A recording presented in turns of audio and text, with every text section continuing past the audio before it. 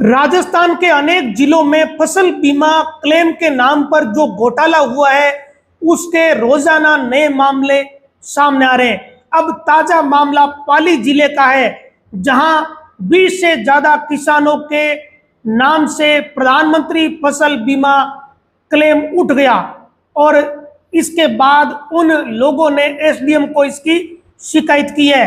ये मामला कोई नया नहीं है कि प्रधानमंत्री फसल बीमा क्लेम के नाम पर बड़े पैमाने पर कई जिलों में गड़बड़ियां हुई है।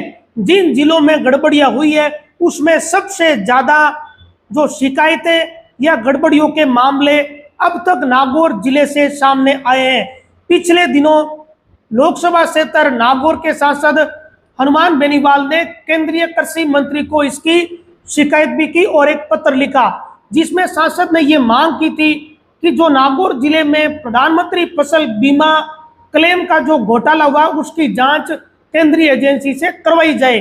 लेकिन अभी तक उस मामले में पत्र लिखने के बावजूद कोई कार्रवाई नहीं हुई, उल्टा अभी नए तरीके से गड़बड़ियां होनी शुरू हो गई है।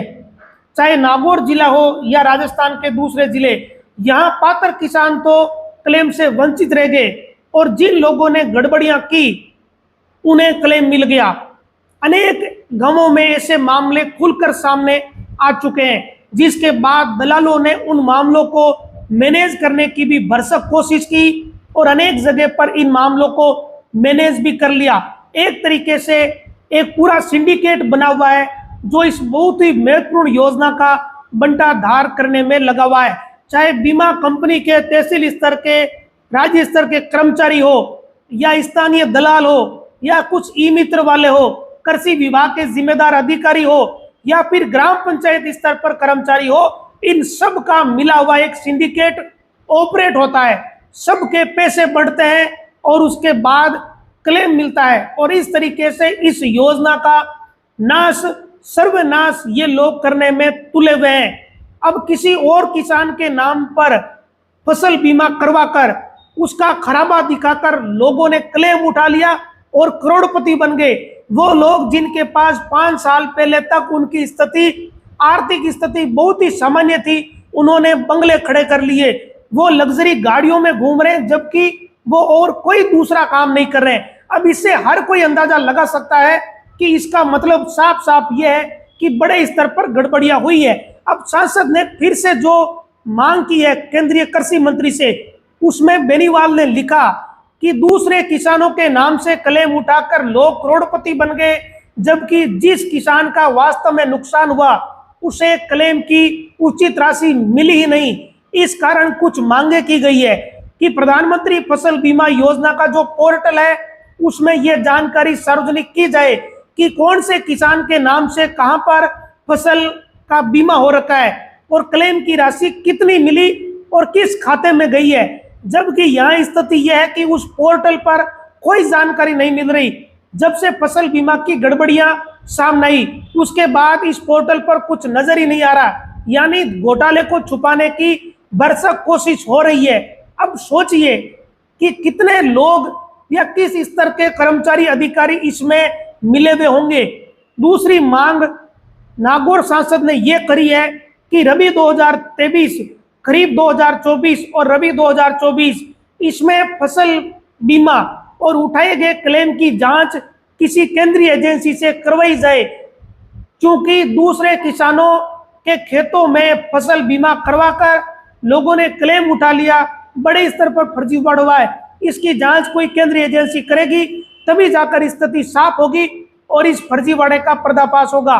इसके अलावा सांसद ने मांग करी है कि जिनका लंबित क्लेम है उनको क्लेम दिलवाए जाए।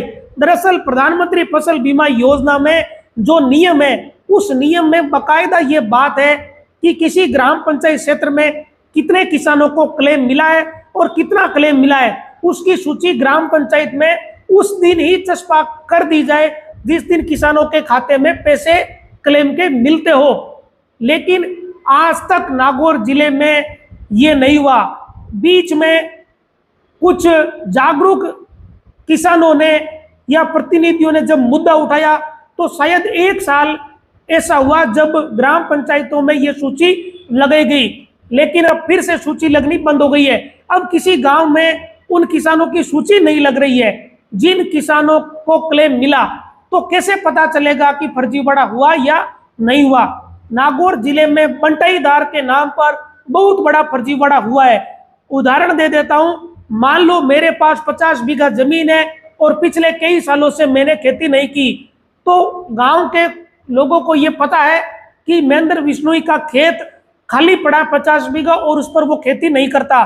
तो गांव के वो लोग जो इन चीजों में पड़े हुए हैं, उन्होंने मेरे नाम से अपना एक फर्जी बंटाईदार बनवा लिया स्टाम्प पर, और उसके आधार पर उस खेत का बीमा करवा लिया और क्लेम की राशि उठा ली। क्योंकि जब बंटाईदार कोई बन गया तो उसके खाते में ही बीमा क्लेम के पैसे जाएंगे। ये पिछली साल तक नागौर में होता रहा। इस बार जरूर ये सुधार हुआ है कि अब जो बंटाईदार का कागज लगाकर पॉलिसी करवा रहे हैं, उनकी पॉलिसियां रिजेक्ट हो रही है। तो ये जरूर सुधार इस मामले में हुआ है, लेकिन अभी पूरी तरीके से सुधार नहीं हुआ। बहुत बड़ा घोटाला नागौर सहित कई जिलों में हो चुका है। अब आज जो मामला पाली जिले का सामने आया रोहित क्षेत्र का, उसमें एक उदाहरण दे देता हूं।